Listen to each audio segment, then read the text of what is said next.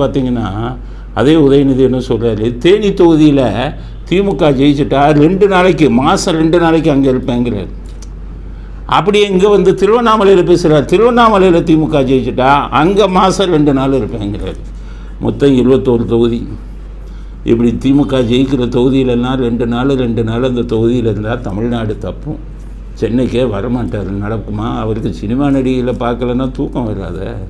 ஒவ்வொரு தொகுதியிலும் 2 நாள் இருக்குங்கிறது என்ன கூத்து இல்லை? அப்போ நீ மந்திரியாக இருந்துட்டு என்ன பண்ண போகிறீங்க? மந்திரியாக இருந்துட்டு உங்கள் கடமை எப்படி ஆட்ட போகிறீங்க? ஊரை ஏமாத்துற வேலை. ஒவ்வொரு தொகுதியிலும் 2 நாள்னா நீங்கள் கணக்கு போட்டுக்கங்க. அப்போ உதயநிதி வளர்றாருன்னு சொன்னோம்னா உண்மை தானே. நாங்கள் ஒன்றும் இதாக சொல்ல, கற்பனையாக சொல்லலை. ஜெயிக்கிற ஒவ்வொரு தொகுதியிலையும் ஒரு 2 நாள் இருக்க முடியுமா? நடக்கிற காரியமாக? அப்பாவுக்கு ஏற்ற பிள்ளை, பொய்களையே பேசக்கூடிய பிள்ளை. அப்பா புருடா வர்றாருல, என்னென்ன பேச்சு பேசுகிறாரு. கவர்னர் ராஜினாமா செய்யணுமா அப்பா சொல்கிறார். அப்பாவோட உளறல். 30,000 கோடி அடிச்சுட்டு வெக்கம் இல்லாமல் முதலமைச்சராக உட்காந்துட்டு இருக்கீங்க. கவர்னர் எங்கே போய் கொள்ளையடிச்சாரு? எதுக்காக ராஜினாமா பண்ண? அவங்க இந்த டாய்லெட் பேப்பர்னு ஒன்று வச்சுருக்காங்க, முரசொலி. அவன் எழுதுகிறான் என்னென்னா, கவர்னர் வந்து பொன்முடிக்கு பதவியேற்று வச்சதுனால ராஜினாமா பண்ணோம். வெக்கங்கெட்டாருங்க, நீங்கள் தான் ஏன் ராஜினாமா பண்ணோம்? ஊரை கொள்ளை அடிச்சுக்கிட்டு திருப்பி மந்திரியாக வச்சுக்கிட்டு கேடுகட்ட ஒரு கட்சி, கேடுகட்ட முதலமைச்சர், ஒரு ஊழல் பண்ணணும் கொண்டாந்து திரும்பி மந்திரியாக்கிட்டு ஊழல் பண்ணால் மந்திரி பதவி கொடுக்க முடியாதுன்னு சொன்ன கவர்னர் ராஜினாமா பண்ணோம்னா எப்படி இப்போ எதுக்கிறோம்? இப்போ இவர்கள் எப்படிப்பட்ட இதில் வந்தவங்கிறத தமிழ்நாட்டு மக்கள் புரிஞ்சுக்கோங்க. இவங்க ஜீன் எப்படி இருக்கும்? அயோக்கியம் பூரா நல்லவனை பார்த்து ராஜினாமா பண்ணுங்கிறாங்க. அப்புறம் அதனால் இவங்க இப்படி தான் பேசுவாங்க. அதுக்கப்புறம் பார்த்தீங்கன்னா துர்கா ஸ்டாலின் திருச்செந்தூருக்கு போய் சாமி கும்பிட போயிருக்காங்க. திருச்செந்தூருக்கு வந்து இது போனாங்கன்னா அன்றைக்கி என்ன பாடுபட்டிருப்பாங்க பக்தர்கள், யாருக்கும் இங்கே தெரியாது. சபரீசன் ஒரு தடவை போனார், 3 மணி நேரம் யாரையுமே சாமி கும்பிட வரல. அங்கே இருந்த பக்தர்கள் பூரா பாடப்பட்டு போயிட்டாங்க. இவங்க போயிருக்காங்க. இது எப்படி ஒரு 3 மணி நேரம் ஒரு வழி பண்ணியிருப்பாங்க இங்கே இருக்கிறவங்க. எப்படிப்பட்ட குடும்பம் பாருங்கள். மனைவிக்கு இதுக்கு போகிறாங்க சாமி கும்பிட, மருமகன் சாமி கும்பிட போகிறாரு. மாமனார் முதலமைச்சர் ஸ்டாலின் வந்து நான் சாமியே கும்பிட்றதில்ல அப்படின்ட்டு இதில் உட்காந்துக்கிட்டு பதவி ஏற்கும்போது மட்டும் திருப்பதி பிரசாரத்தை கும்பிட்டுட்டு திருப்பதி கையில் கட்டிக்கிட்டு ஊரை ஏமாத்துறாரு. மகன் எனக்கு நம்பிக்கை இல்லை, சாமியில் நம்பிக்கை இல்லை. கிறிஸ்தவ இதுக்கு போனேன்னா நானும் கிறிஸ்தவன் தான். இங்கே வந்து என்ன, நான் சாமியை கும்பிட்றதில்ல, ஆனால் நயன்தாராவோட மட்டும் பழனி கோயிலுக்கு அப்பப்போ போயிட்டு வருவேன் அப்படின்னு. எங்கள் தாத்தா, உங்கள் அப்பா எப்படின்னா, அப்பா வந்துக்கிட்டு திருப்பதி சாமி மட்டும் கும்பிடுவார்.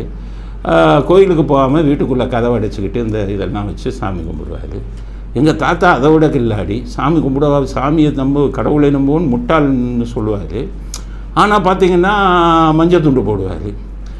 மேல்மருவத்தூர் ஆதிபராசக்தி கோயிலுக்கு போய் எல்லா கதவையும் சாத்திட்டு துணைவியோட சாமி கும்பிடுவார் அப்படிங்கிறாங்க. எப்படின்னா இப்போ இந்த மாதிரி குடும்பம் பாருங்கள். நம்ம குடும்பத்தில் இப்படி இருக்குமா? அப்பா ஒரு கொள்கை, தாய் ஒரு கொள்கை, மகன் ஒரு கொள்கை. அதுதான் சொல்கிறேன். இதுதான் திராவிட கலாச்சாரம், திராவிட மாடல் அப்படிங்கிறது இதுதான். பொன்முடி யார் ஞாபகம் இருக்கா? வந்தோடனே அமைதியாக இருந்தார். இப்போ தெம்பு வந்துருச்சு. அம்மா தெம்பு வராமல் என்ன செய்யும்? கோடியாக கொள்ளை அடித்ததுக்கப்புறமும், மந்திரி பதவி இது 3 வருஷம் தண்டனை கொடுத்ததுக்கப்புறமும் உச்சநீதிமன்றம் நான் சொல்கிறேன் அவருக்கு மந்திரி கொடுங்கன்னு சொல்லிட்டாங்க. அப்போ தெம்பு வராமல் என்ன சொல்கிறாருன்னா, இந்தியா கூட்டணி வந்து இந்தளவு நல்லா வந்ததுக்கு ஸ்டாலின் கைராசியம், அவர் தொடங்கி வச்ச கைராசியம். இந்தியா கூட்டணி உருவாவதற்கு காரணமாக இருந்தவரே நம்முடைய தலைவர் தளபதி என்பதை யாரும் மறக்க மாட்டார்கள். ஸ்டாலினுக்கு எந்தளவு கைராசி இருந்ததுங்கிறதுக்கு இந்தியா கூட்டணி உதாரணம். ஸ்டாலின் ஆரம்பித்து வச்சாருன்னு பொன்முடி சொல்கிறாரு. அதனால தான் குட்டிச்சோராக போச்சு. இந்தியா கூட்டணி என்னாச்சு? இன்னைக்கு இவர் போயிட்டார்.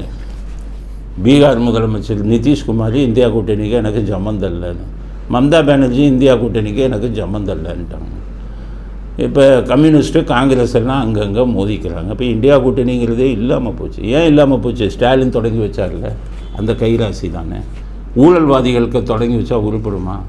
அதனால தான் இந்தியா கூட்டணி உருப்படாமல் போச்சு அப்படிங்கிறத பொன்முடி கொஞ்சம் இனி அரசியல் பேச ஆரம்பிச்சிருவார்.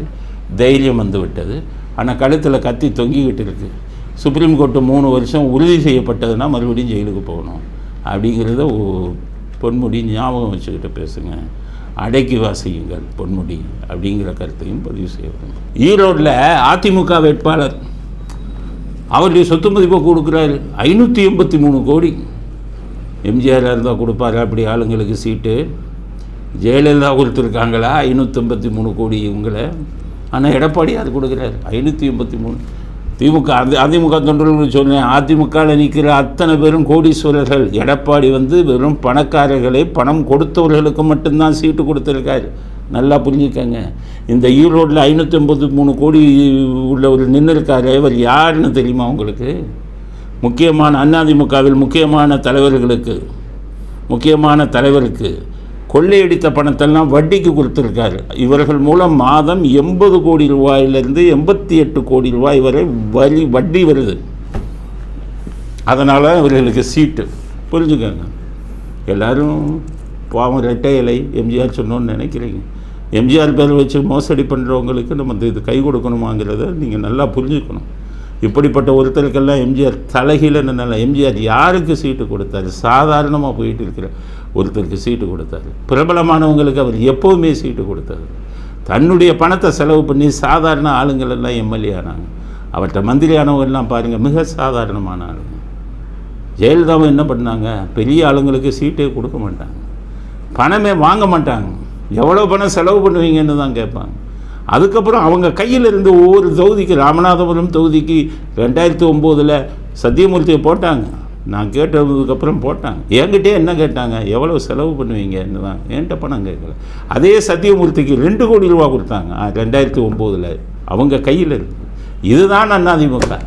இன்றைக்கி 585 கோடி பணக்காரங்கிட்ட சீட்டு.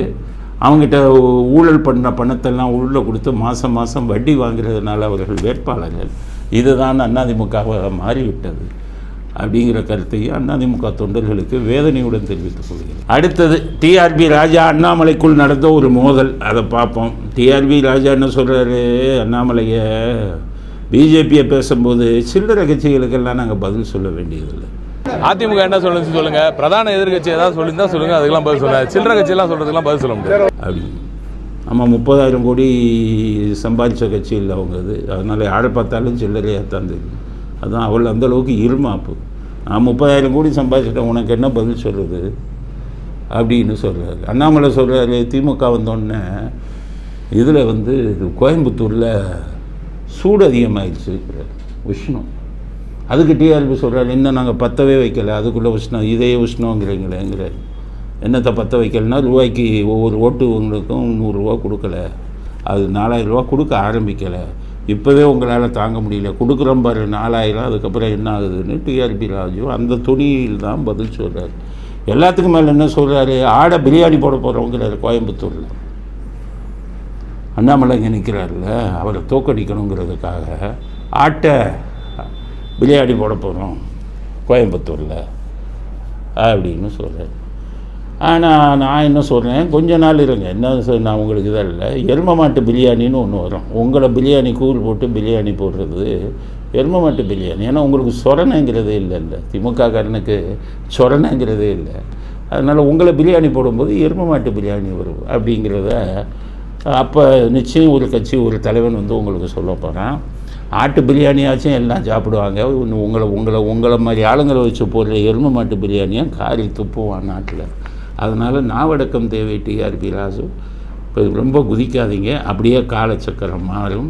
எல்லோரும் திரும்பி எமர்ஜென்சியில் உள்ளே போன மாதிரி வரிசையாக உள்ளே போவீங்க, வாங்குவீங்க, கைகாலை ஒடிப்பாங்க. நிச்சயமாக காலத்தின் கட்டாயம், இறைவன் கொடுக்கும் தண்டனை உங்களுக்கு அப்படித்தான் வரும் அப்படிங்கிற கருத்தையும் பதிவு செய்ய விரும்புகிறோம். நேரம் முடிந்து விட்டதால் இத்துடன் இன்றைய செய்தி அலசல் நிறைவடைகிறது. மீண்டும் நாளை புதிய செய்திகளுடன் சந்திப்போம். நன்றி, வணக்கம், ஜெய்.